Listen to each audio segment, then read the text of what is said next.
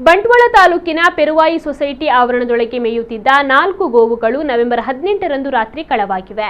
ತಡರಾತ್ರಿ 2 ಗಂಟೆಯ ಬಳಿಕ ಗೇಟಿನ ಬೀಗ ಮುರಿದು ಸೊಸೈಟಿಯ ಒಳಗೆ ಪ್ರವೇಶಿಸಿದ 3 ಮುಸುಕುಧಾರಿಗಳು ದನಗಳನ್ನ ಕದ್ದೊಯ್ಯುತ್ತಿರುವ ದೃಶ್ಯ ಸಿಸಿ ಕ್ಯಾಮೆರಾದಲ್ಲಿ ಸೆರೆಯಾಗಿದ್ದು, ಅದನ್ನು ಗಮನಿಸಿ ಗಣೇಶ್ ರೈ ವಿಟ್ಲ ಎಂಬವರು ವಿಟ್ಲ ಪೊಲೀಸ್ ಠಾಣೆಗೆ ದೂರನ್ನು ಸಲ್ಲಿಸಿದರು. ನಾರಾಯಣ್ ನಾಯ್ಕ್ ಮತ್ತು ಗಣೇಶ್ ರೈ ಅವರು ತಮ್ಮ ದನಗಳನ್ನ ಎಂದಿನಂತೆ ನವೆಂಬರ್ 18ರಂದು ಕೂಡ ಸೊಸೈಟಿಯ ಆವರಣದಲ್ಲಿ ಮೇಯಲು ಬಿಟ್ಟಿದ್ದರು. ಸಂಜೆ ವೇಳೆಗೆ ಸೊಸೈಟಿಯ ನೌಕರರು ಗೇಟಿಗೆ ಬೀಗ ಹಾಕಿ ಹೋಗಿದ್ದು ದನಗಳು ಒಳಗೆ ಮೇಯುತ್ತಿದ್ದವು. ನವೆಂಬರ್ 19ರಂದು ಸೊಸೈಟಿಯ ಸಿಸಿಟಿವಿ ದೃಶ್ಯಾವಳಿಯಲ್ಲಿ 3 ಮುಸುಕುಧಾರಿಗಳು ಸೊಸೈಟಿಯ ಬೀಗ ಮುರಿದು ಅಕ್ರಮವಾಗಿ ಪ್ರವೇಶ ಮಾಡಿ 4 ದನಗಳನ್ನು ಎಳೆದುಕೊಂಡು ಹೋಗುತ್ತಿರುವುದು ಕಂಡು ಬಂದಿದೆ. ವಿಟ್ಲ ಪೊಲೀಸರು ಪ್ರಕರಣವನ್ನ ದಾಖಲಿಸಿಕೊಂಡು ತನಿಖೆಯನ್ನು ನಡೆಸ್ತಾ ಇದ್ದಾರೆ.